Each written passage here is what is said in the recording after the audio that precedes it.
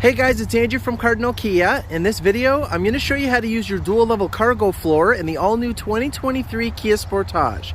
I have in front of me here an EX Premium all-wheel drive in snow white pearl with carmine red interior. Let's get started. Okay, so to start us off, we're going to head into the cargo area. Go ahead and open the tailgate.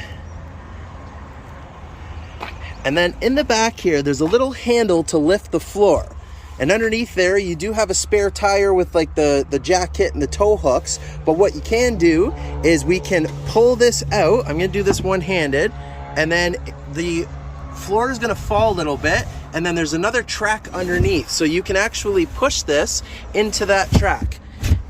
And now you're gonna gain some extra height in the cargo area. I know it's not like, night and day difference, but it might be the difference to help you be able to fit something that you couldn't before when the floor was up. And you can also take these pieces off on the side here, and there's little kind of storage areas in there too. And then these just kind of snap back into place.